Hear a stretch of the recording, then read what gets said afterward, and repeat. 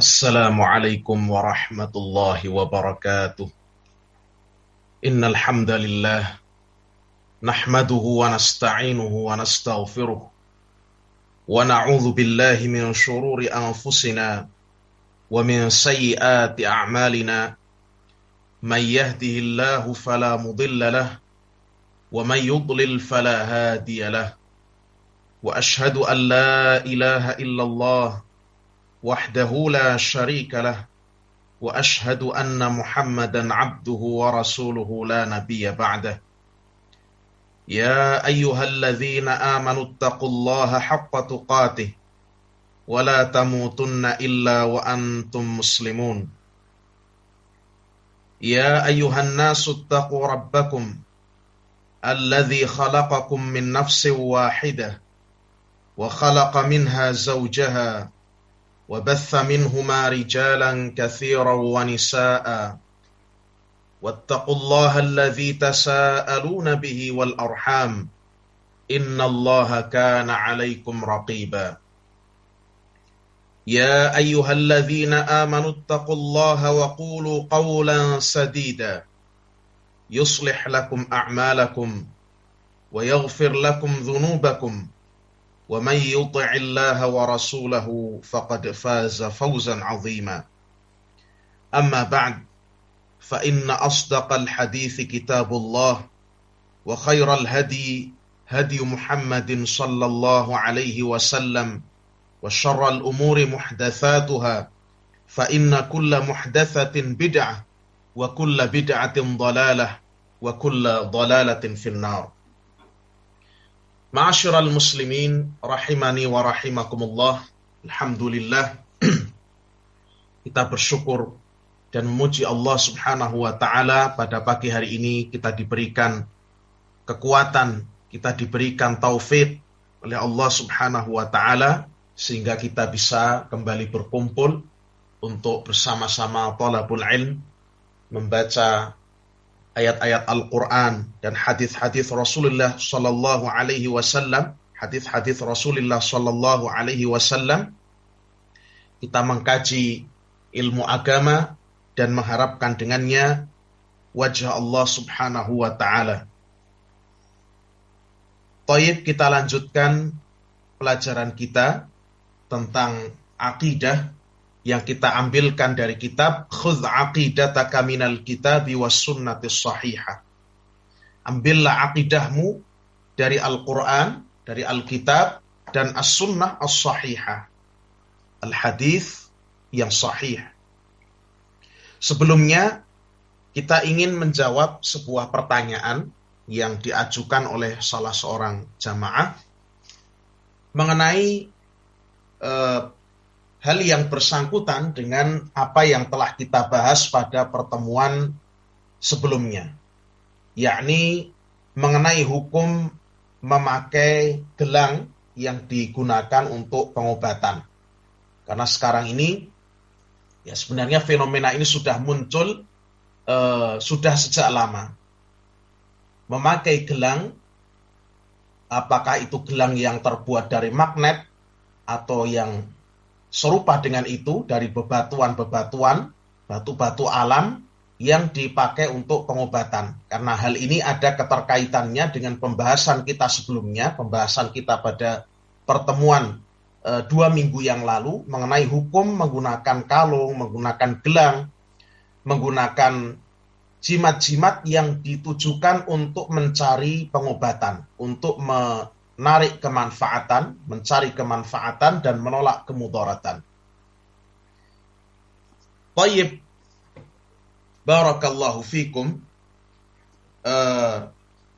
Mengenai hukum memakai gelang magnetik ya untuk pengobatan, maka kita ingin menjelaskan apa yang telah kita sampaikan pada pertemuan sebelumnya, bahwa perincian hukum memakai gelang untuk tujuan pengobatan, gelang ataupun kalung, itu melihat pada rincian mengenai karakteristik dari benda yang dipakai itu sendiri, dan juga melihat kepada i'tiqad, keyakinan dari pelakunya. Jadi mengenai hukum memakai gelang, kalung, cincin dan lain sebagainya untuk tujuan pengobatan, ya. Ini kita dalam menentukan status hukumnya, kita melihat pada rincian, ya. Yang pertama kita melihat pada rincian mengenai karakteristik dari benda yang dipakai itu sendiri. Dari kalungkah, dari gelangkah, dari cincinkah, ini yang pertama. Kita lihat bendanya seperti apa karakteristiknya. Ya. Ketika ditawarkan oleh si penjual, ya, ketika ditawarkan oleh salesnya itu dia bilang apa? Ya. Kita perhatikan rincian dari benda itu sendiri. Ini yang pertama. Yang kedua, kita melihat kepada niat dan i'tiqad dari pelakunya. Melihat kepada niat dan i'tiqad dari orang yang memakai gelang, memakai kalung, memakai cincin dan lain sebagainya yang ditujukan untuk mencari penyembuhan seperti ini. Nah, kaum muslimin rahimakumullah. Kemarin telah kita jelaskan bahwa di antara bentuk-bentuk memakai gelang-gelang, kalung-kalung, cincin dan lain sebagainya, ya, untuk tujuan pengobatan seperti itu ada yang termasuk perbuatan syirik besar, syirik akbar, yakni syirik yang bisa mengeluarkan pelakunya dari agama Islam. Kapankah seseorang yang memakai gelang, memakai kalung, memakai cincin, menggunakan benda-benda untuk tujuan pengobatan atau mencari kemanfaatan atau menolak kemadaratan itu, ya, kapan digolongkan sebagai perbuatan syirik akbar? Kemarin kita telah jelaskan yang pertama, ketika pada perbuatan itu, ya, ketika seseorang memakai benda-benda tadi, itu ada unsur isti'anah, ada unsur meminta pertolongan kepada jin, meminta pertolongan kepada syaitan, meminta pertolongan kepada jin-jin yang disebut oleh sebagian orang dengan sebutan khadam atau pelayan. Kadang-kadang ada orang beli cincin, ada orang beli gelang, tidak usah gelang magnet, gelang dari kayu kaukah. Gelang dari kayu kaukah, diyakini bertuah, ada khadamnya, dijual, ini disertai khadam, ada penunggunya, ada pelayannya. Ya. Artinya, dalam perbuatan semacam ini, ada unsur-unsur dia meminta pertolongan, dia meminta perlindungan, dia meminta bantuan dari kalangan jin-jin, dari kalangan syaitan. Maka yang seperti ini termasuk di antara perbuatan syirik akbar. Ya. Oleh karena itu kemarin kita sebutkan hadisnya, ya, bahwa Nabi Shallallahu Alaihi Wasallam pernah bersabda kepada seorang yang memakai jimat, "Ama innaha la taziduka illa wahna." Ketahuilah bahwasannya sesungguhnya jimat-jimat itu dia tidaklah menambah kepadamu kecuali kelemahan. Inbidha anka, copotlah jimat-jimat itu darimu. Fa innaka law mitta ma aflahta abada. Copotlah jimat-jimat itu dari engkau, karena sesungguhnya jika engkau meninggal dalam keadaan jimat itu masih ada padamu, maka engkau tidak akan beruntung selama-lamanya. Ini adalah hukum asalnya. Ya. Hadis-hadis dan ayat-ayat yang menerangkan tentang hukum memakai jimat itu menunjukkan bahwa hukum asalnya adalah syirik akbar. Ya. Sehingga ketika ada seorang yang memakai gelang atau kalung atau cincin yang di sana dijelaskan, ya, di dalam spesifikasinya itu ada khadamnya, maka ini termasuk beristi'anah kepada jin, beristi'anah kepada syaitan, yang hukumnya syirik akbar, syirik besar yang bisa mengeluarkan pelakunya dari agama Islam. Wal'iyadzubillah. Demikian pula, ya, ketika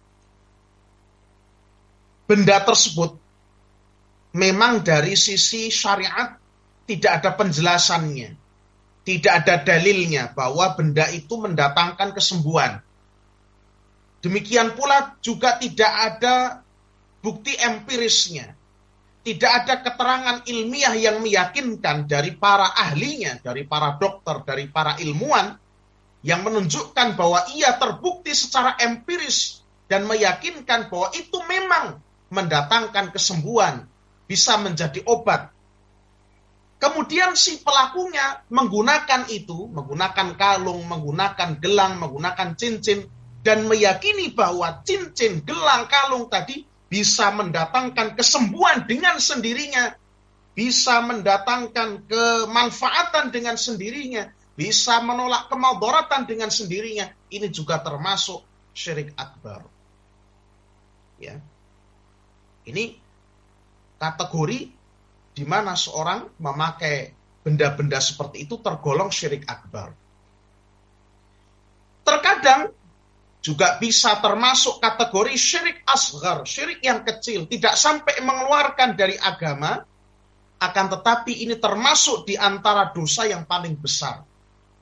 Min akbaril kabair, di antara sebesar-besarnya dosa yang paling besar.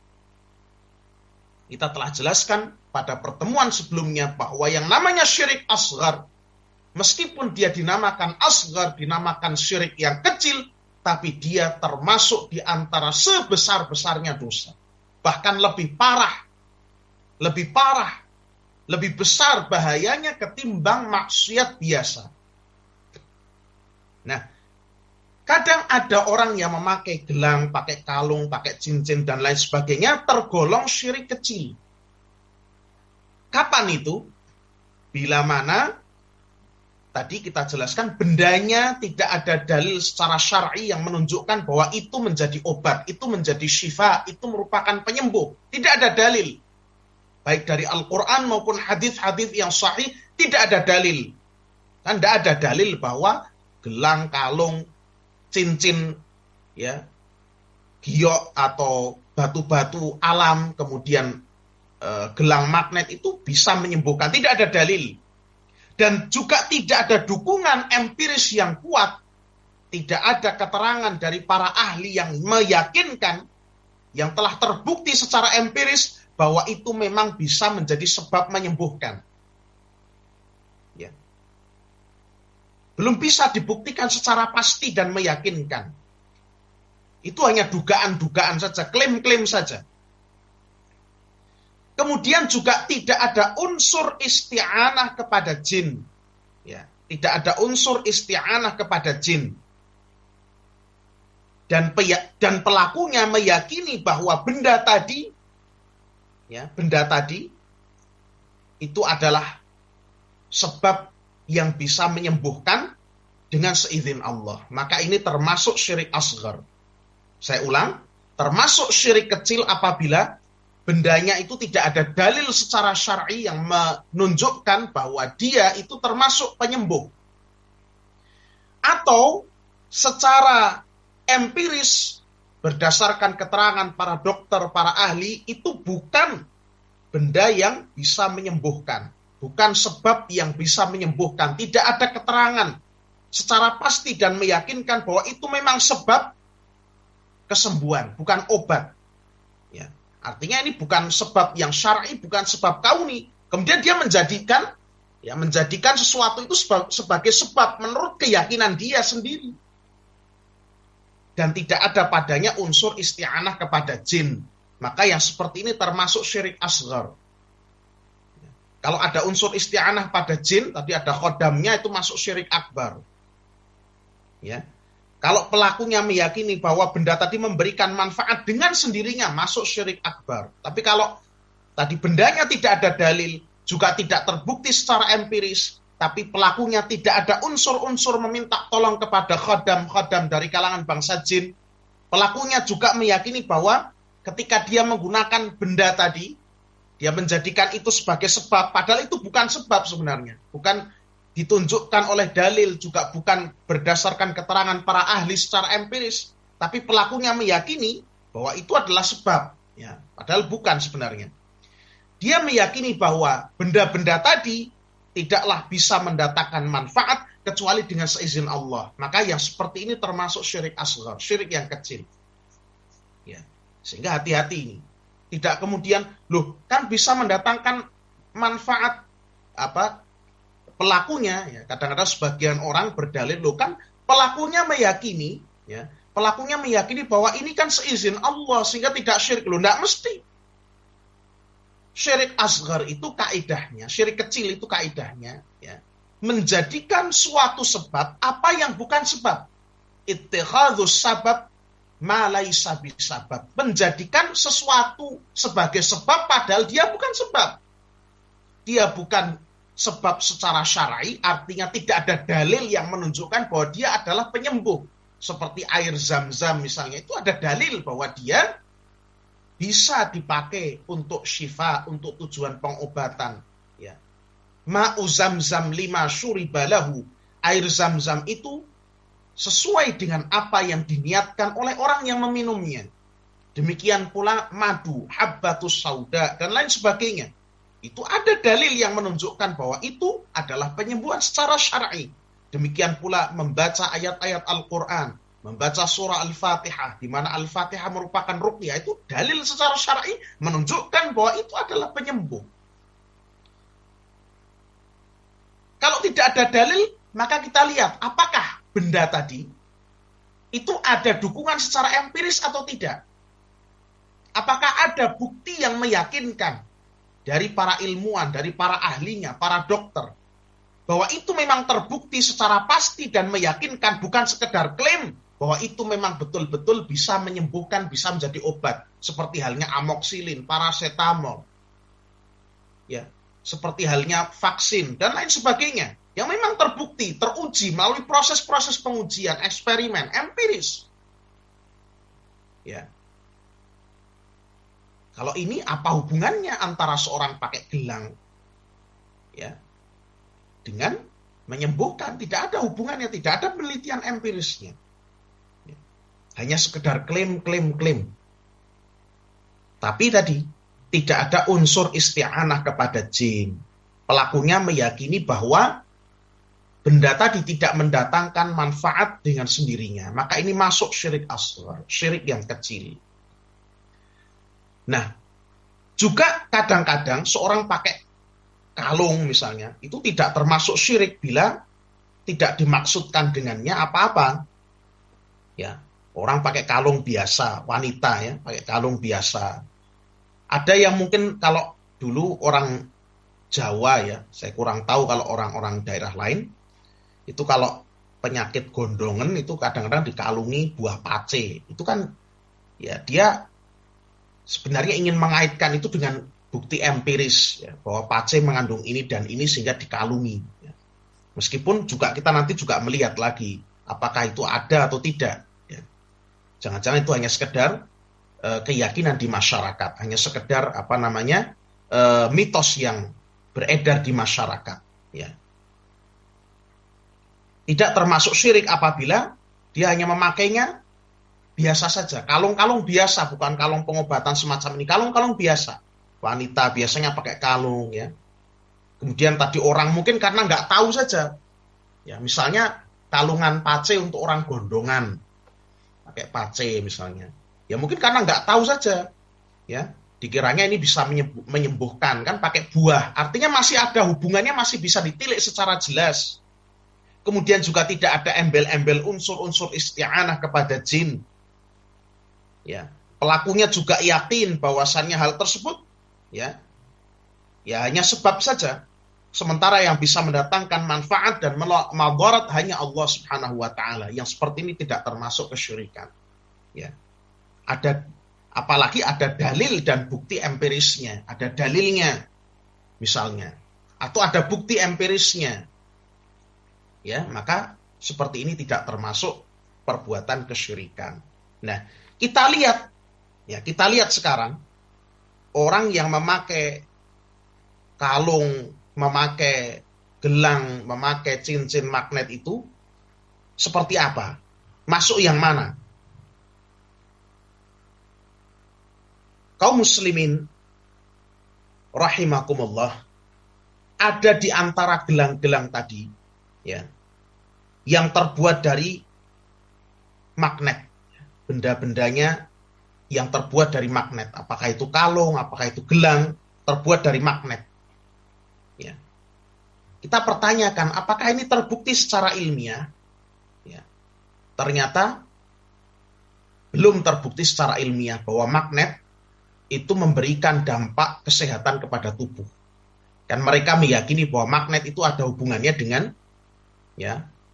dengan salah satu kandungan dalam darah manusia, yaitu hemoglobin. Ya.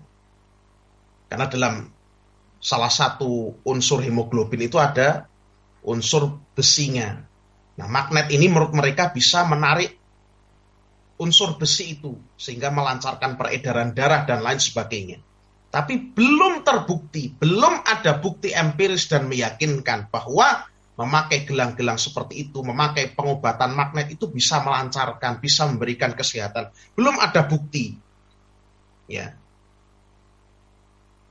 Kemudian ada juga dari kalung-kalung, dari cincin-cincin, dari gelang-gelang itu yang berasal dari bebatuan, batu-batu alam, batu giok, ya, dan lain sebagainya, batu akik dan lain sebagainya, yang oleh pelakunya, ya, itu diyakini bahwa batu-batu tadi bisa memberikan kesembuhan dengan cara memancarkan energi-energi tertentu, memberikan energi-energi positif, ya. Nah, ini kalau kita lihat, ini sama dengan meyakini bahwa kalung itu sendiri secara zatnya bisa mendatangkan manfaat dan menolak kemadharatan. Ya. Hati-hati unsur-unsur dengan bahasa-bahasa mendatangkan energi-energi, ya. Mengubah aura. Hati-hati dengan bahasa-bahasa seperti ini. Ini sama dengan penjelasan kita tadi, meyakini bahwa kalung itu secara sendirinya, secara zatnya bisa mendatangkan manfaat dan menolak kemudaratan. Hati-hati ini. Kita lihat juga dari asal-usulnya. Asal-usul pengobatan dengan batu-batu, dengan magnet-magnet seperti ini, itu berasal dari India dan Cina. Sumbernya pengobatan-pengobatan yang digunakan oleh gerakan-gerakan yang disebut sebagai New Age Movement. Gerakan-gerakan abad baru, ya, gerakan-gerakan mistisisme. Bersamaan dengan datangnya ada hipnoterapi, kemudian pengobatan toto aura, kemudian pengobatan dengan meditasi, yoga, dan lain sebagainya. Ini berasal dari India dan Cina. Tidak kita katakan bahwa pengobatan dari India dan Cina semuanya seperti ini, tidak. Ada pengobatan herbal dari Cina juga banyak. Ada akupuntur juga ada. Tapi maksudnya yang seperti ini terkadang pakai yoga, meditasi, ada kepercayaan tentang aura manusia, kemudian hipnotis, ini datangnya dari mereka. Ini adalah sentralnya. Ya, sentralnya apa-apa yang dibawa oleh gerakan New Age Movement yang berisi mistisisme, kesyirikan, dan lain sebagainya. Kita juga melihat pada gelang-gelang, kalung-kalung itu sekarang mulai ada yang ditulisi dengan lafaz Allah. Ada yang kalung magnetik diberi lafaz Allah. Ini jelas bahwa tujuannya adalah sebagai jimat kalau seperti ini. Diberi lafaz Allah supaya energinya makin positif, supaya dia makin mujarab. Ya. Sama dengan jimat-jimat yang bertuliskan tulisan-tulisan Arab, yang bertuliskan ayat-ayat Al-Quran. Ini juga jimat sama saja.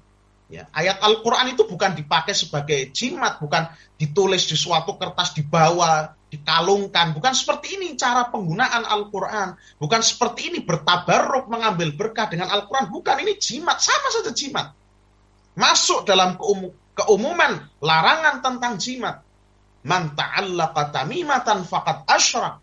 Barang siapa yang menggantungkan jimat, maka dia telah berbuat kesyirikan. Bukan seperti ini cara penggunaan Al-Quran. Al-Quran digantungkan, ayat kursi digantungkan, ditaruh di depan rumah untuk menolak aura-aura negatif, menolak syaitan. Syaitan cuma ketawa lihat seperti itu. Syaitan cuma ketawa lihat ayat kursi digantungkan orang untuk tujuan menolak bala, menolak syaitan katanya, mengusir aura-aura negatif. Syaitannya cuma ketawa saja. Banyak di antara orang-orang yang meruqyah orang-orang kesurupan, Dibacakan Al-Quran tidak mempan. Tidak mempannya dari sisi mana? Dari sisi orang yang meruqyahnya. Hatinya tidak hadir.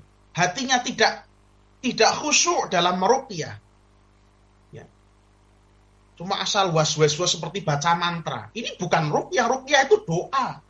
Kita membaca Al-Quran, memohon kepada Allah agar dengan bacaan Al-Quran itu, syaitan disingkirkan oleh Allah Subhanahu wa ta'ala. Demikian pula si peruqyah hatinya harus bersih.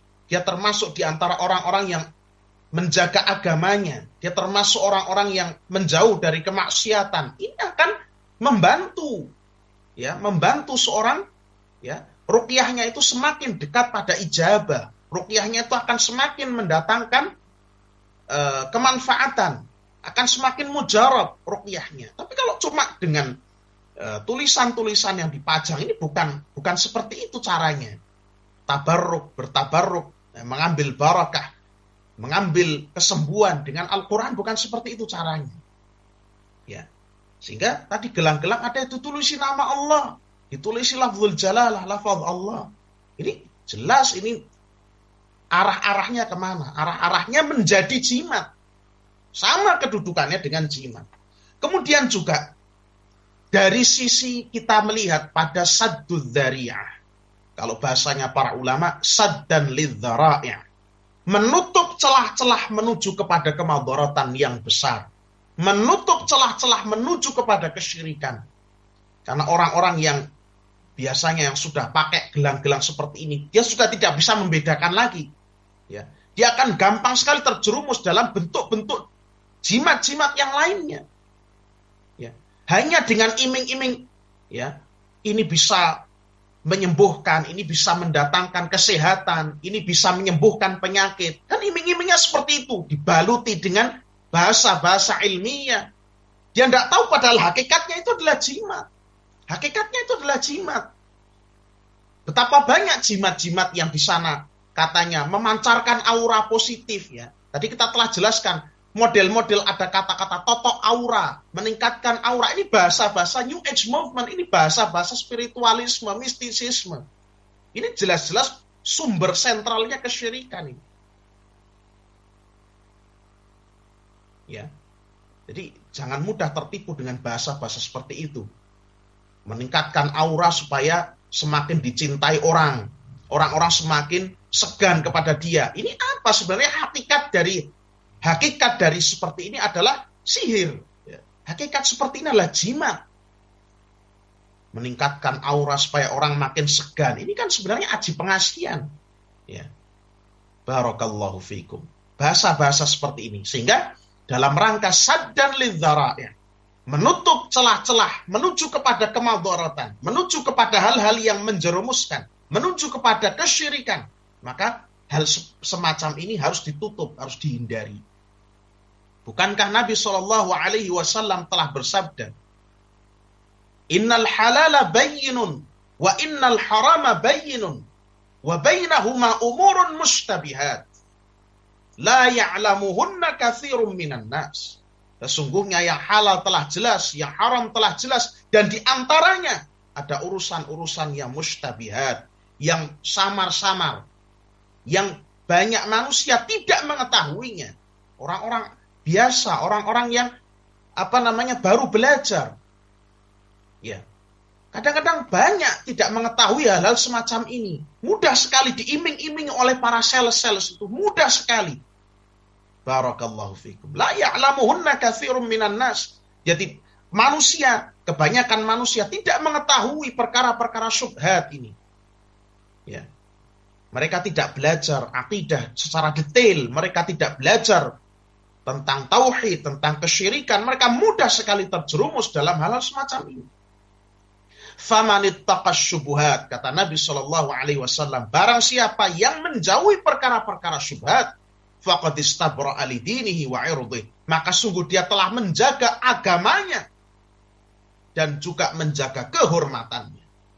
Wa man waqa'a fis syubhat, dan barang siapa yang menjatuhkan dirinya ke dalam syubhat, waqa'a fil haram, dia telah jatuh dalam keharaman. Karra'i yar'a haulal hima, kata Nabi, seperti, ya, Ar-ra'i penggembala, yar'a di mana dia menggembalakan gembalaannya, binatang-binatang yang dia gembalakan itu diumbar haulal hima, di sekitar daerah larangan. Yushiku ayyar ta'afi, ditakutkan, dikhawatirkan, hampir-hampir, sangat besar kemungkinannya ketika hewan-hewan itu digembalakan di sekitar daerah larangan. Siapa yang bisa menjamin hewan-hewan itu akan jatuh dalam daerah larangan? Ya. Ini ada tanah. Ada tanah. Kemudian tanah itu, ya, di sini misalnya ada rumput, ya, rumput luas. Ya. Nah, di sana ada daerah larangan. Ketika hewan digembalakan, ya, apalagi di sana tidak ada batas-batasnya, tentunya siapa yang bisa menjamin hewan tadi akan lari, merumput dari daerah yang dia digembalakan di situ, merumput pergi ke daerah larangan? Siapa yang bisa menjamin? Sangat mudah terjerumus. Ya.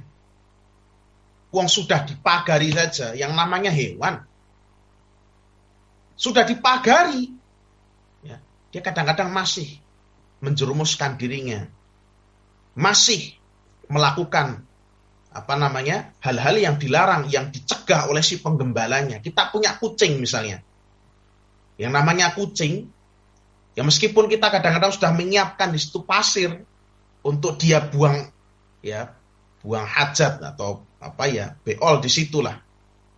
Kadang-kadang yang namanya kucing ya nggak bisa kita cegah. Kadang-kadang pergi kemana dia buang air di sana, kadang-kadang kemana, ya nggak bisa kita mencegah.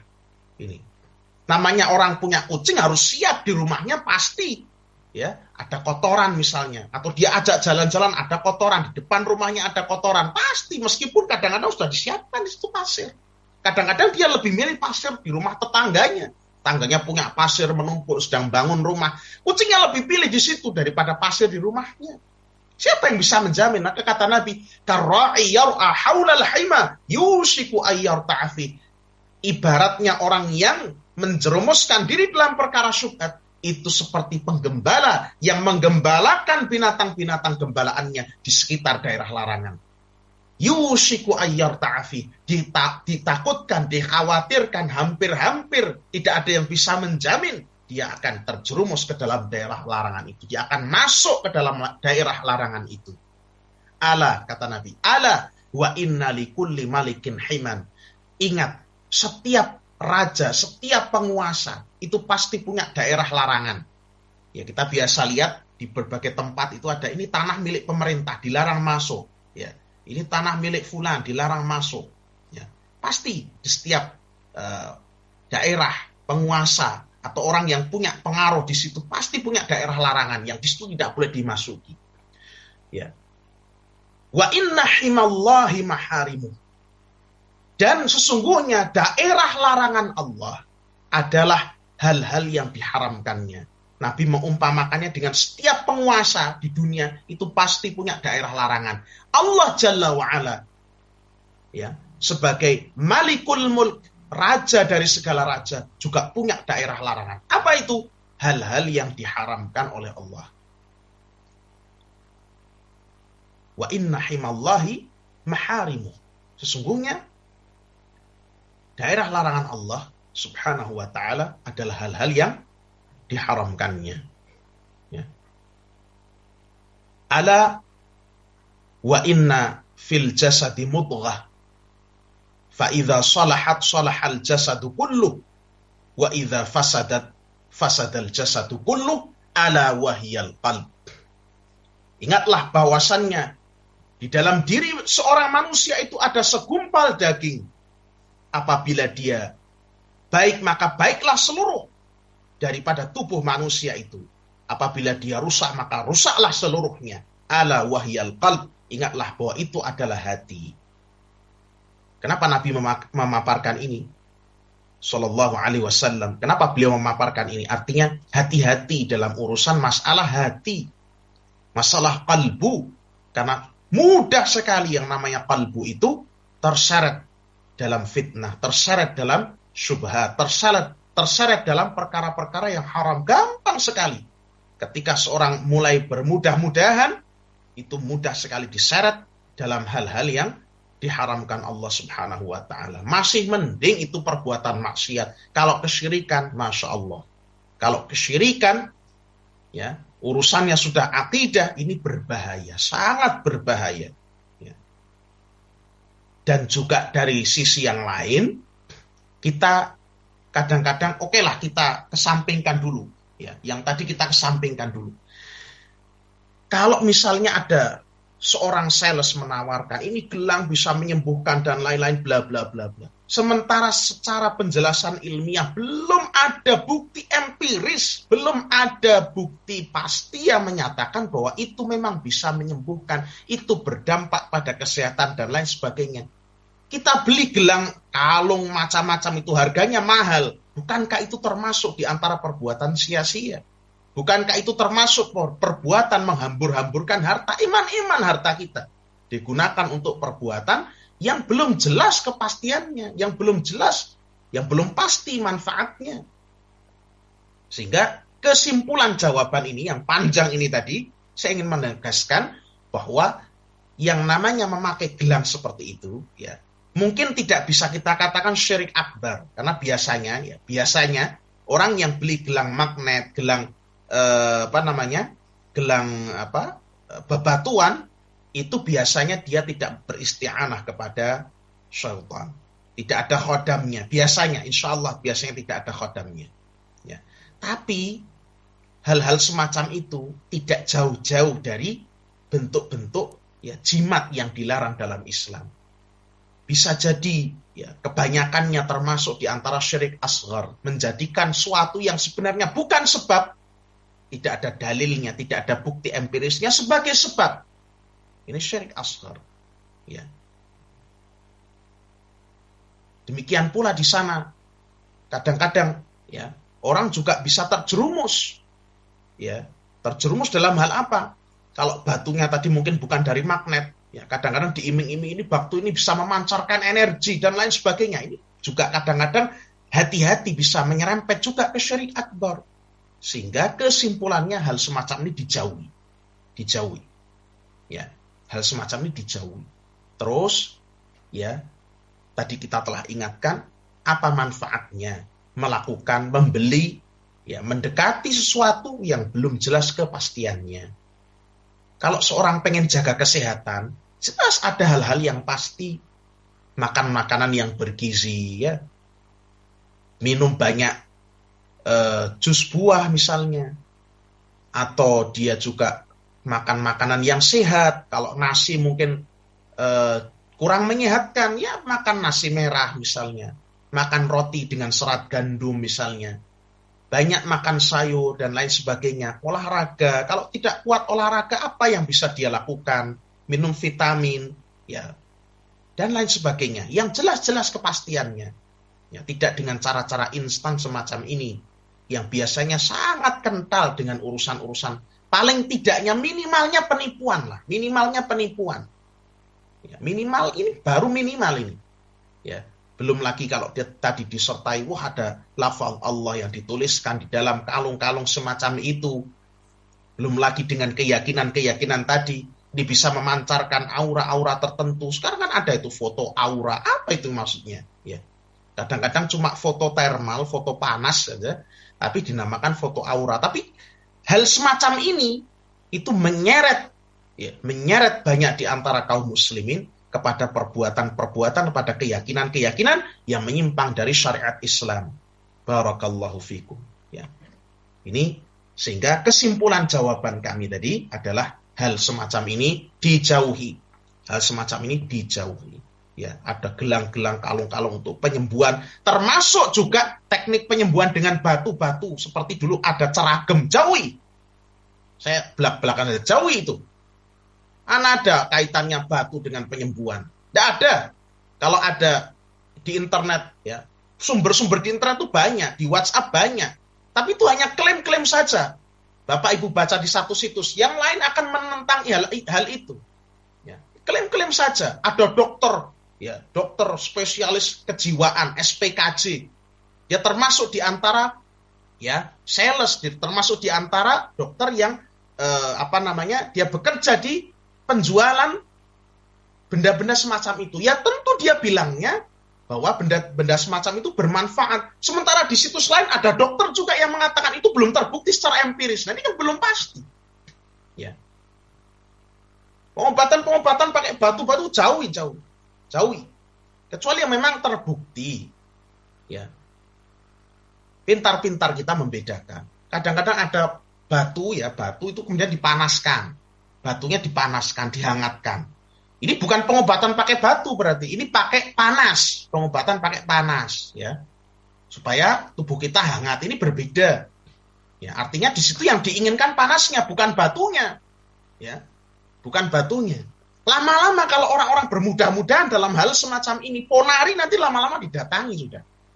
Udah lama-lama ponari didatangi sudah. Ada batu ada manfaatnya nih, dicelupkan ke air ya, masya Allah. Tapi kalau tadi pengobatan yang batunya dipanaskan, dihangatkan, ditempelkan di titik-titik yang sakit misalnya, ini berarti bukan batunya yang diinginkan, tapi panasnya, hangatnya. Seperti kalau kita pakai pemanas, ya. Ada kan pengobatan, ada seperti bantal itu, di dalamnya diisi pasir atau apa, kemudian dipanaskan, dihangatkan, ditempelkan di bagian yang sakit. Ini panasnya, ya. Yang namanya panas, ya, panas dari luar, misalnya seperti minyak kayu putih dan lain sebagainya, memang itu terbukti, ya, memberikan suatu manfaat, ya, yang seperti ini tidak masalah. Sehingga pintar-pintarlah dalam membedakan. Tapi kalau tadi murni itu batu, itu ada auranya, itu ada energinya, jauhi yang semacam ini. Barakallahu fikum. Ya. Karena ini tidak terbukti akan kemanfaatannya, tidak terbukti secara empiris ilmiahnya. Barakallahu fikum. Ini menyeret kepada hal-hal yang berbahaya, kepada kesyirikan. Ya. Baik, kita baca sedikit. Ternyata kita panjang sekali dalam bahas ini ya. Kita baca pertanyaan nomor 31 dalam kitab Khudh Aqidatak Minal Kitabi was Sunnah karya Syekh Muhammad bin Jamil Zainu rahimahullahu ta'ala. Ma hukmul amali bil qawaninil mukhalifatil Islam? Apa hukumnya beramal dengan aturan-aturan, dengan undang-undang, dengan traktat, ya, yang menyelisihi Islam? Apa hukumnya beramal, memutuskan hukum dengan putusan-putusan, dengan aturan-aturan, dengan hukum-hukum, dengan undang-undang, dengan traktat-traktat yang dibuat oleh manusia dan isinya menyelisihi syariat Islam, menyelisihi syariat agama Islam, menyelisihi syariat Allah Subhanahu wa ta'ala. Kaum muslimin rahimakumullah. Mengenai hukum orang yang memutuskan hukum, beramal menggunakan hukum selain daripada hukum Allah Subhanahu wa ta'ala yang menyelisihi tuntunan Islam, itu permasalahan yang kita wajib berhati-hati dalam membahasnya. Kita tidak boleh serampangan dalam membahas perkara ini. Karena disinilah salah satu poin utama yang sering dipelintir, yang sering diselewengkan hukumnya oleh orang-orang khawarij, orang-orang pemberontak, orang-orang ekstremis, orang-orang teroris. Sekali lagi, dalam masalah status orang yang berhukum dengan selain hukum Allah, status orang yang berpaling dari hukum Allah yang tercantum dalam Al-Quran dan Sunnah, dan memilih aturan-aturan, keputusan, hukum lain yang menyelisihi syariat Allah, yang merupakan hasil dari pikiran manusia, buatan manusia. Kita dalam hal ini, dalam membahasnya harus hati-hati. Harus kita sangat memperhatikan penjelasan para ulama, tidak serampangan. Kenapa? Karena ini merupakan salah satu poin yang sering diselewengkan, sering dipelintir, sering digunakan sebagai hujjah, sebagai argumen orang-orang teroris khawarij, orang-orang pemberontak, orang-orang ekstremis. Bapak Ibu sekalian rahimakumullah. Dalam masalah ini, ya, Ahlus Sunnah wal Jamaah berbeda dari orang-orang Khawarij kurang lebih dengan dua hal.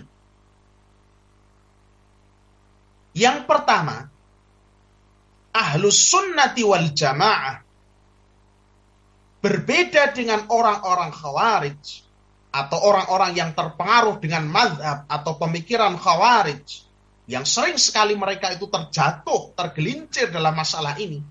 Ya. Ahlus Sunnah berbeda dengan mereka dalam hal memberikan perincian, ada rincian mengenai status orang yang berhukum dengan selain hukum Allah. Ini yang pertama. Yang pertama, Ahlus Sunnah memberikan perincian, tidak gebiauyah, ada perincian ini. Yang kedua, Ahlus Sunnah membedakan vonis antara orang per orang, vonis muayyan, vonis untuk masing-masing individu. Si fulan, si alan, si A, si B, ini namanya vonis untuk individu. Dibedakan dengan hukum secara umum. Ya. Jadi hati-hati dalam soal, ya, mengkafirkan orang, dalam soal menjatuhkan vonis kekafiran pada orang, ya, apalagi hal-hal semacam ini, berhukum dengan selain hukum Allah, ya, yang biasa digunakan, dipelintirkan oleh orang-orang Khawarij, kita Ahlus Sunnah membedakan antara vonis untuk orang per orang, antara A, B, C, A kamu gini, B kamu gini, dengan kita memaparkan hukum secara umum. Contohnya begini. Kadang-kadang para ulama atau kita menyebutkan hukum secara umum bahwa orang-orang yang mengingkari adanya nikmat dan azab kubur, bahwa orang-orang yang mengingkari kemampuan Allah Subhanahu wa taala dalam menghidupkan orang mati, meskipun jasadnya sudah hancur, jasadnya terbakar, jasadnya hilang, itu kafir, jelas. Orang yang mengingkari kemampuan Allah menghidupkan orang mati, jadi kalau orang dibakar, kan hilang jadi abu, dilarungkan di laut, Allah berarti udah tidak bisa menghidupkan lagi, udah ada bekas tulangnya. Itu jelas kafir, orang yang mengingkari kemampuan Allah, kekuasaan Allah untuk menghidupkan orang semacam ini. Mengingkari adanya nikmat azab kubur, ya, itu jelas, itu kafir. Ini hukum umum berdasarkan firman Allah, za'amal ladzina kafaru alla yub'atsu. Orang-orang kafir itu menyangka, meyakini, ya, alla yub'atsu, bahwasannya mereka itu tidak akan dibangkitkan. Qul, katakanlah wahai Muhammad, bala, bahkan sekali-kali tidak demikian, kamu pasti akan dibangkitkan. Qul, katakanlah wahai Muhammad, bala, sekali-kali tidak benar anggapanmu itu. Wa rabbi, demi Tuhanku, la tuba'atsunna, sungguh kalian akan betul-betul dibangkitkan. Tsumma latunabba'unna, kemudian kalian betul-betul akan dikabarkan bima amiltum, akan apa saja yang dulu kalian pernah kerjakan di dunia. Wa dzalika 'alallahi yasir, dan hal seperti itu bagi Allah sangat mudah. Ini di surat At-Taghabun ayat ke-7.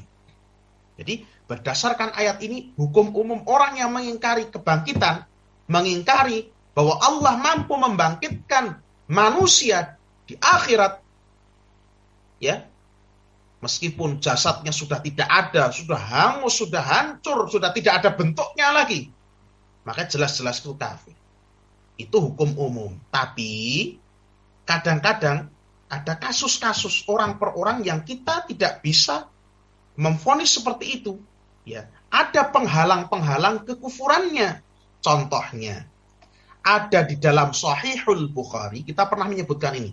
Di dalam Sahihul Bukhari ada kisah tentang seseorang yang bergelimang dosa semasa hidupnya. Seorang yang banyak berbuat dosa-dosa besar. Seorang yang bukan orang saleh, seorang yang berdosa, bergelimang dosa-dosa besar sampai akhir hidupnya.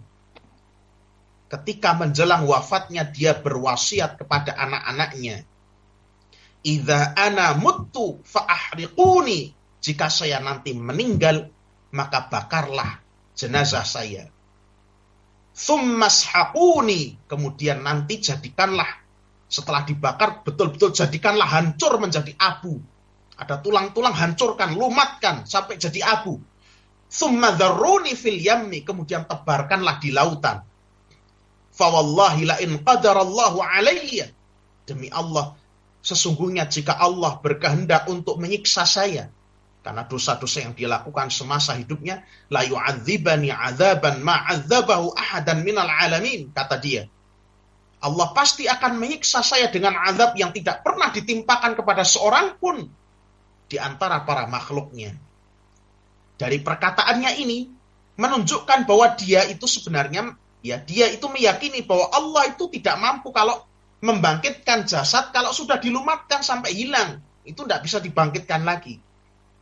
Akan tetapi, dia menyatakan hal itu karena kejahilannya, karena kebodohannya, karena ketidaktahuannya. Sebenarnya orang ini tadi, ya, yang menyuruh jasadku dibakar saja, lumatkan jadi abu, tebarkan di lautan supaya Allah tidak membangkitkan saya. Ia mengatakan hal itu karena kejahilannya, karena ketidaktahuannya. Padahal sebenarnya dia adalah seorang mukmin yang sangat takut kepada Allah Subhanahu wa taala.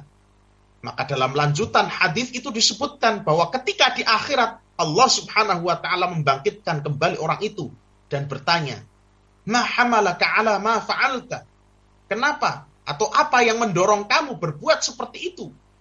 Dia menjawab, "Ya Rabbi khasyatuka." Ya Allah, saya melakukan hal itu. Saya minta jasad saya dibakar, dihancurkan, kemudian ditebar di lautan karena saya sangat takut kepadamu, ya Allah.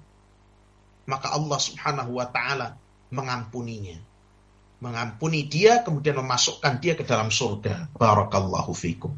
Dia tidak dihukumi kafir ternyata. Kenapa? Karena dia melakukan hal semacam itu karena kejahilannya.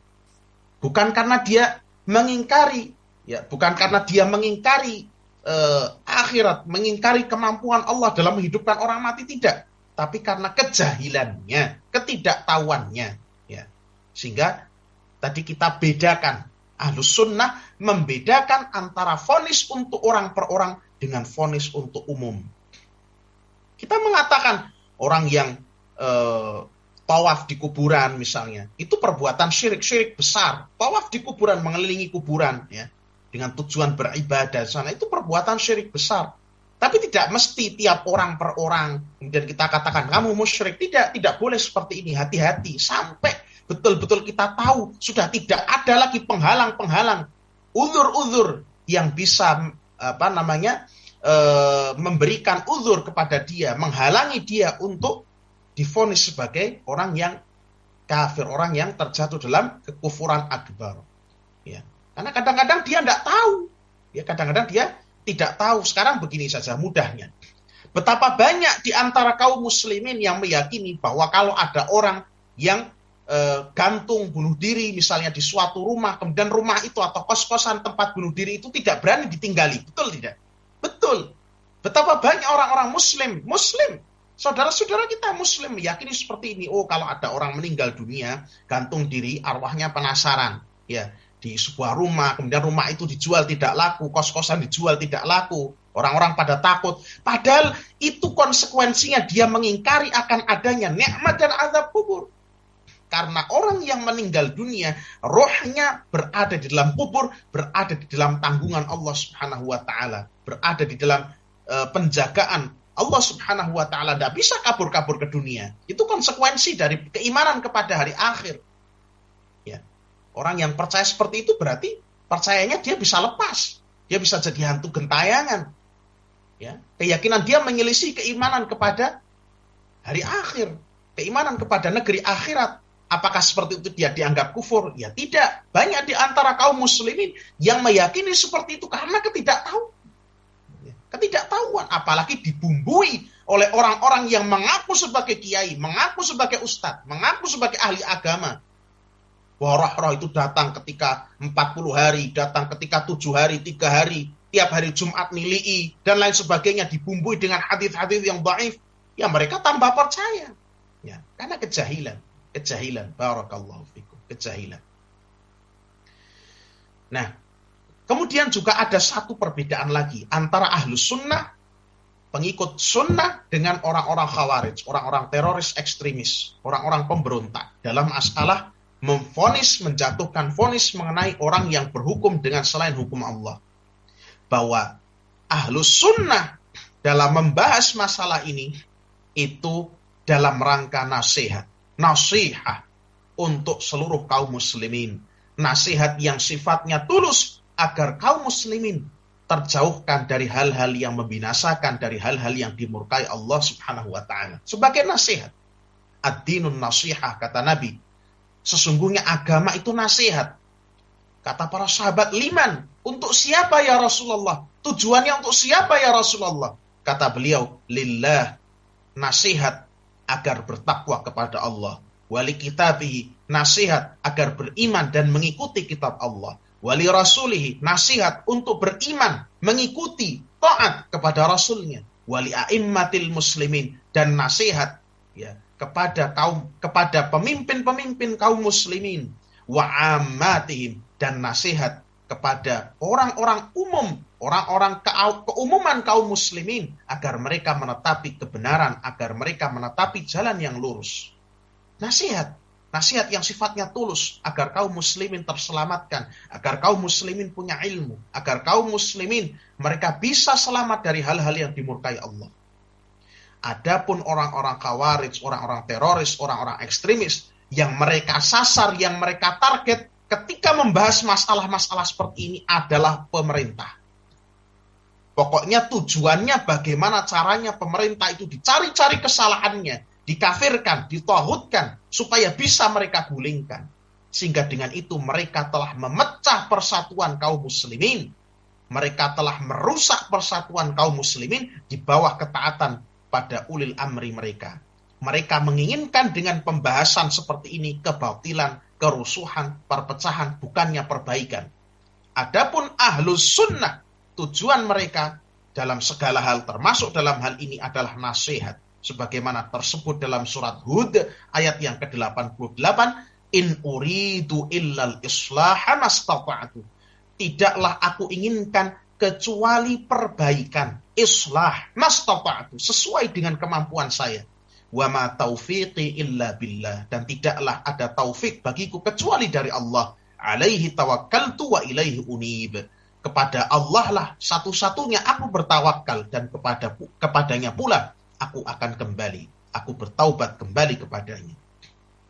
Nah, ini adalah 3 perbedaan antara ahlus sunnah dengan orang-orang khawarij dalam membahas masalah berhukum dengan selain hukum Allah Subhanahu wa ta'ala. Nah, kata penulis di sini, al-amalu bil qawaninil mukhalifati lil islami kufrun idza ajazaha aw i'taqada salahiyataha. Beramal atau memilih hukum dari aturan-aturan, dari hukum-hukum, dari putusan-putusan, dari traktat-traktat yang dibuat oleh manusia dan isinya menyelisihi syariat agama Islam, merupakan bentuk kekufuran, yakni kufur akbar yang bisa mengeluarkan pelakunya dari Islam. Dengan syarat, dengan kriteria, idza ajazaha, jika pelakunya membolehkan hal itu, dia meyakini kebolehannya, dia menghalalkannya. Awi'taqada salahiyataha, atau pelakunya meyakini bahwa perbuatannya itu perbuatan yang bagus. Ya. Maka yang seperti ini tergolong kekufuran, tergolong kufur akbar. Nah, kaum muslimin rahimakumullah, penjelasan dalam kitab ini ya memang sangat ringkas sekali. Karena memang kitab ini dibuat untuk tujuan memudahkan para pembacanya. Semoga Allah merahmati penulis kitab ini, Syekh Muhammad bin Jamil Zainu rahimahullah. Akan tetapi, dalam konteks tempat dan juga konteks waktu tertentu, terkadang penyebutan yang terlalu ringkas, penjelasan yang tidak diperinci, itu bisa menggelincirkan para penuntut ilmu, bisa menggelincirkan para pembacanya. Disinilah kita mengerti pentingnya mengambil ilmu dengan bantuan guru, dengan bantuan syekh, dengan bantuan ustadz yang tentunya sahih akidahnya, sahih manhajnya, betul-betul berilmu, ya. Supaya apa? Meluruskan pemahaman. Jangan sampai terjerumus dalam pemahaman yang keliru, ya. Seperti barakallahu fikum sering kali diulang-ulang dalam masalah pandemi dulu. Ini soft harusnya dirapatkan. Soft harusnya dirapatkan. Kenapa sekarang direnggang-renggangkan? Bukankah sholat itu diperintahkan untuk dirapatkan? Betul kita katakan. Justru bahkan ahlus sunnah yang sangat getol dalam merapatkan soft ketika tidak ada pandemi. Tapi ketika ada maldarat yang menuntut memang orang secara darurat untuk merenggangkan soft supaya udara itu tidak terlalu pekat di sana, supaya orang-orang itu bisa menjaga dirinya, karena memang penyebaran virus lewat udara itu ketika seorang terlalu dekat, sehingga butuh ada jarak yang memisahkan yang cukup jauh sehingga orang itu bisa menjaga dirinya. Kemudian sholat dengan memakai masker, karena memang sekarang masih kebutuhan, di mana sekarang varian-varian baru mulai datang. Hal-hal semacam ini termasuk perkara-perkara yang darurat, ya, yang membolehkan seorang, ya, untuk tadi, ya, untuk melakukan hal-hal yang pada dasarnya yang diperintahkan oleh syariat adalah yang sebaliknya. Jadi jangan keliru memahami. Loh, yang sholat diperintahkan kan rapat-rapat. Loh, sholat kan tidak boleh menutup mulut dan hidung. Ya, ini perlunya seorang itu memahami agama, ya, diambil dari seorang guru, dari seorang syekh, ulama, dari seorang ustadz yang dia betul-betul sahih akidahnya, lurus manhajnya, dan juga dia betul-betul berilmu tentang apa yang dia sampaikan. Ini saya perlu juga menyampaikan dalam kesempatan ini untuk kaum muslimin yang ada di perumahan Gria Warokerten Indah. Ya. Beberapa kali saya sekarang sudah jarang sholat di musola Al-Hikmah. Ya. Sudah jarang sholat di musola Al-Hikmah. Saya milih sholat di Masjid Al-Ma'mur Mutian. Kenapa? Di sana itu dibacakan kitab Riyadhus Shalihin, kitab yang bagus, karya Imam Nawawi. Itu kitab bagus sekali, isinya hadis-hadis Nabi Shallallahu Alaihi Wasallam tentang akhlak, tentang keutamaan amalan, ya, banyak hal bagus sekali. Akan tetapi di sana dibacakan penjelasan, yang memberikan penjelasan itu adalah Mustafadib Al-Bigha, diambilkan dari kitab Mustafadib Al-Bigha. Di mana di dalam kitab itu banyak sekali pembahasan-pembahasan yang melenceng. Ya, pembahasan-pembahasan melenceng. Misalnya contoh bid'ah. Bid'ah di sana dijelaskan ada bid'ah hasanah, ada bid'ah sayyi'ah. Ada bid'ah yang bagus, ada bid'ah yang jelek. Ya. Dari mana ini? Dari sisi mana bid'ah bagus, bid'ah jelek? Rasulullah Shallallahu Alaihi Wasallam mengatakan, ya, kullu bid'atin dhalalah. Setiap bid'ah itu adalah sesat. Ya. Wa kullu dhalalatin finnar, dan setiap kesesatan itu tempatnya di neraka. Ada orang-orang ahli bid'ah yang berdalil, loh, tidak setiap kullu itu, tidak semuanya itu ada pengecualiannya. Mana? Kita minta datangkan dalilnya. Kalau memang ada pengecualiannya, mana dalilnya? Ya. Kata kullu, kata semua itu berfaedah, ya, mendatangkan makna semua, kecuali apa yang di dalam syariat ada pengecualiannya. Mana pengecualian dalam syariat bahwa bid'ah itu ada yang baik? Mana? Tidak ada. Bid'ah semuanya jelek. Ya, semua jelek semua. Pernah suatu ketika di dalam kitab Al-Adhkar karya Al-Imam An-Nawawi rahimahullah. Imam Nawawi itu punya banyak kitab, di antaranya kitab Al-Adhkar, memuat hadis-hadis tentang doa-doa dan zikir-zikir. Pernah suatu ketika ada orang yang ketika ada orang bersin, ya, orang ini bersin, alhamdulillah, haji, kemudian dia mengucapkan alhamdulillah, Allahumma salli ala Muhammad. Segala puji bagi Allah, ya Allah limpahkan salawat kepada Nabi Muhammad. Ditegur sama Abdullah bin Umar radhiyallahu taala anhuma. Kenapa kamu bersolat atas Nabi? Sementara ketika kita itu bersin, yang diperintahkan Nabi adalah memuji Allah, bukan bersalawat. Coba, apa jeleknya bersolat atas Nabi? Tapi karena itu menyelisih tuntunan Rasul Sallallahu Alaihi Wasallam, ketika seorang bersin apa yang diucapkan? Alhamdulillah, fahamidallah, memuji Allah. Ya. Itu saja cukup. Alhamdulillah, cukupkan dengan syariat. Tidak usah ditambah-tambahi. Meskipun menurut dia baik, tapi kalau menyelisih tuntunan Nabi ya jelek jadinya. Tidak ada bid'ah hasanah. Tapi dalam kitab itu dijelaskan rentet. Ini ada bid'ah sayyi'ah, ada bid'ah hasanah. Sehingga saya menyingkir dari situ. Ya, saya belum sempat sampaikan, tapi tolong. Ya, kalau memilih suatu kitab, suatu buku, tanyakan kepada orang yang berilmu. Ya, jangan asal pilih, itu di toko-toko dijual syarah Riyadhus Shalihin pakai penjelasan yang itu saja, udah beli yang itu. Loh, ada penjelasan Riyadhus Shalihin yang lain. Ya, di sana penjelasan yang disebutkan oleh para ulama yang lurus. Nah, itu alasan saya banyak sekarang mulai sholat di Masjid Al-Ma'mur, karena setiap ba'da maghrib dan ba'da isya dibacakan kitab Riyadhus Shalihin dengan penjelasan dari Mustafadib Al-Bigha, yang di dalamnya banyak penyelewengan. Seharusnya bertanya dulu, mana kitab yang layak untuk dibacakan kepada umat ini. Saya ingin memberikan penjelasan sini, mudah-mudahan ada di antara pengurus takmir mushola yang nanti akan mendengarkan ceramah ini.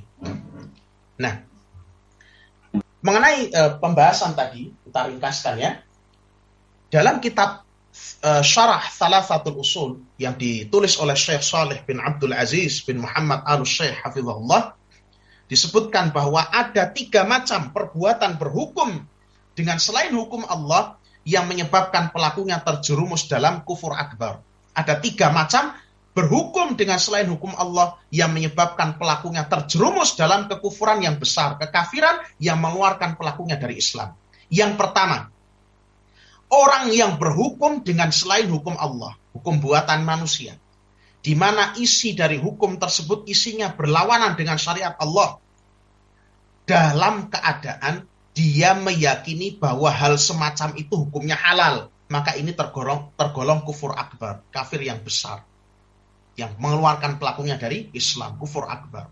Contoh, ada aturan ya, seperti kita jumpai di negara-negara barat, bahwa anak remaja yang sudah berusia lebih dari 17 tahun, ya, lebih dari 17 tahun, itu sudah bebas. Boleh mengkonsumsi alkohol dengan alasan hak asasi manusia, boleh juga melakukan hubungan seks di luar nikah, tinggal bersama serumah dengan wanita yang bukan istrinya, bukan mahramnya, yang penting konsens, lagi-lagi dengan alasan hak asasi manusia.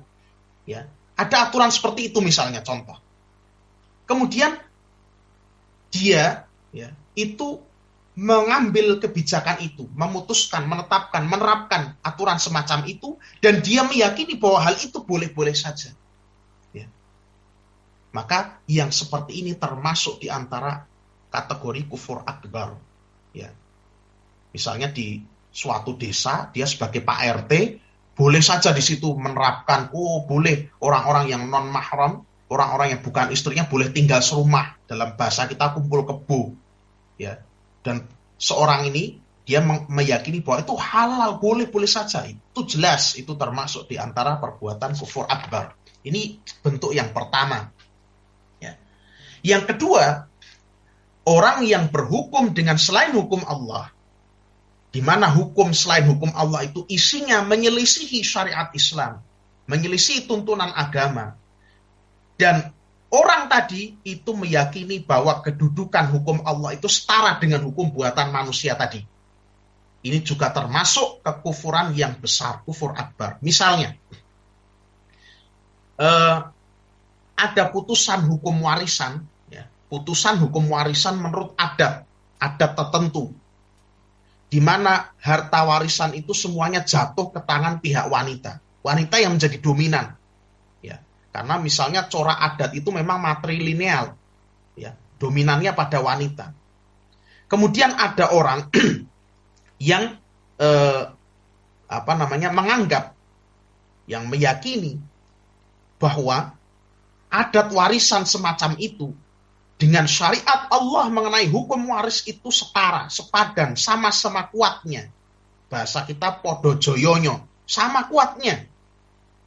Sehingga berhak untuk memilih apakah hukum adat yang menurut keyakinan dia itu bagus tadi, dan meninggalkan hukum Allah. Boleh-boleh saja yang menurut dia sama, setara hukumnya. setara statusnya, sepadan, sama-sama kuatnya. Ya, tidak ada bedanya nanti hukum adat, hukum Allah sama saja. Ya, ini termasuk juga kufur akbar. Meyakini bahwa hukum Allah dengan hukum buatan manusia yang menyelisih hukum Allah itu sama statusnya, sama derajatnya, sepadan, sama-sama kuatnya. Boleh mana saja mau dipakai boleh. Masya Allah, ini termasuk kufur akbar. Yang ketiga, dan ini yang paling jelek, orang yang berhukum dengan selain hukum Allah, di mana hukum tersebut bertentangan dengan syariat Allah, dan orang tersebut meyakini bahwa hukum buatan manusia tadi lebih baik, lebih bagus, lebih sempurna daripada hukum Allah. Kita banyak menjumpai orang yang meyakini bahwa hukum Allah yang ada di dalam Al-Quran atau Sunnah itu sudah kuno, kata dia. Sudah tidak relevan lagi dengan tuntutan zaman. Tidak cocok katanya dengan konteks negerinya. Misalnya masalah warisan, masalah mengangkat pemimpin dari kalangan orang-orang kafir, aturan mengenai hak asasi manusia, ya, mengenai memperdagangkan miras, mengkonsumsi miras, legalisasi pelacuran, perjudian, ya, seks bebas di luar nikah. Kata dia, aturan-aturan dalam Islam itu untuk Arab saja itu. Nggak cocok dengan hukum, nggak cocok dengan konteks zaman sekarang, nggak cocok dengan konteks negeri ini, dan lain sebagainya. Bahkan dia mengatakan lebih baik hukum PBB, lebih baik hukum hak asasi manusia, lebih baik hukum modern, hukum di Amerika, dibanding hukum-hukum Allah subhanahu wa ta'ala. Kata dia seperti itu misalnya. Ya, hukum-hukum sekuler lebih bagus. Orang semacam ini juga termasuk dalam kategori kufur akbar. Kekafiran yang mengeluarkan dari Islam. Adapun orang yang berhukum dengan selain hukum Allah, ya, yang isinya bertentangan dengan syariat Allah, tapi dia mengakui bahwa hukum Allah lah yang paling baik, yang paling sempurna, yang paling adil adalah hukum Allah. Dia berhukum dengan selain hukum Allah. Isinya tidak sesuai dengan syariat Allah. Tapi dia yakin, dia tahu bahwa hukum Allah yang paling bagus, yang paling sempurna, yang paling adil. Dan dia mengakui bahwa sebenarnya yang dilakukannya itu salah, keliru. Tapi mungkin dia melakukannya karena dorongan hawa nafsu, karena disuap, ya, karena kepentingan pribadi, atau keadaan dia yang mungkin tinggal melanjutkan apa yang sudah diterapkan pada masa-masa kepemimpinan sebelumnya, maka ini tergolong kemaksiatan, bukan kekafiran. Ini kemaksiatan, kefasikan, kezaliman, tidak sampai mengeluarkan pelakunya dari Islam. Contoh, saking emosinya seorang hakim, ya, memutuskan agar seorang koruptor dihukum mati. Ya. Apa ada di dalam Islam seorang pencuri, seorang yang melakukan suap menyuap riswah, ya, dihukum mati? Tidak ada dalam Islam. Ya, hukum koruptor bukan dihukum mati dalam Islam. Tapi kan banyak orang, wah koruptor dihukum mati saja. Ya. Jadi jangan sekali-kali menganggap hukum Islam itu selalu yang lebih berat. Tidak, kadang-kadang sering sekali hukum-hukum selain Allah, hukum-hukum selain hukum Allah justru lebih berat. Ada orang mengatakan koruptor itu dihukum gantung saja. Siapa yang mengatakan seperti ini, ya? Artinya mana dalam syariat Islam orang koruptor dijatuhi hukuman mati? Tidak ada. Barakallahu fikum. Tapi mungkin seorang hakim saking emosinya dia, ya, ini si koruptor ini dihukum mati akhirnya. Ya, ini berarti tidak menjatuhi berdasarkan hukum Allah, tapi karena kepentingan pribadinya, karena emosi dia, karena dia itu mungkin ada masalah dengan orang yang dihadapinya dalam putusan itu. Sementara dia meyakini bahwa hukum yang paling adil, yang paling bagus, yang paling sempurna adalah hukum Allah. Ya, dia tahu bahwa sebenarnya apa yang diperbuatnya itu salah, tapi namanya orang saking emosinya, karena kepentingan pribadi, karena disuap, ya, karena disuap, udah Pak, hukum aja, hukum mati itu aja orang, karena mungkin musuh politik atau hukum mati aja, padahal tidak dihukum mati menurut hukum Allah.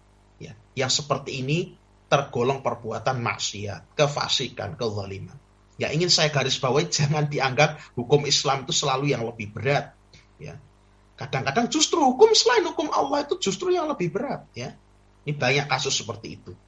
Nah, yang terakhir, catatan terakhir yang perlu diingat bahwa hukum aturan-aturan buatan manusia yang tidak menyelisih, kata-kata tidak menyelisih syariat Allah, hukumnya boleh-boleh saja. Hukumnya wajib ditaati oleh kaum muslimin sebagai rakyat. Kalau ini yang membuat hukum adalah pemerintah ya.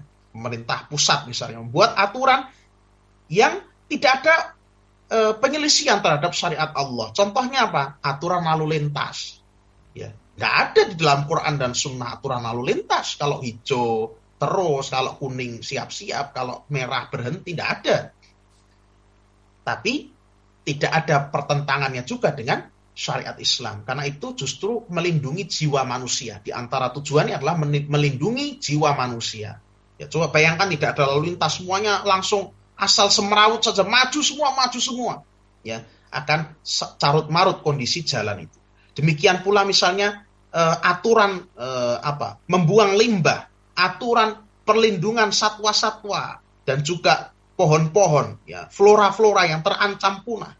Demikian pula aturan wajib belajar 9 tahun. Ya, ini tidak ada dalam Al-Quran dan Sunnah, tapi ini tidak berselisih dengan syariat Allah. Aturan wajib belajar 9 tahun, aturan membuat paspor, aturan perlindungan hewan, aturan membuang limbah, dan lain sebagainya, ini tidak ada menyelisih syariat Islam. Sehingga ini tidak ada masalah, hukumnya boleh, dan bahkan wajib dipatuhi oleh kaum muslimin sebagai rakyatnya. Barakallahu fiikum. Ini saja, mungkin kita cukupkan sampai di sini pembahasan kita. Mudah-mudahan apa yang kita sampaikan ini bisa dipetik faidahnya, bisa bermanfaat untuk kita semua. Barakallahu fiikum. Subhanakallahumma wa bihamdika asyhadu an la ilaha illa anta astaghfiruka wa atubu ilaik. Wassalamualaikum warahmatullahi wabarakatuh.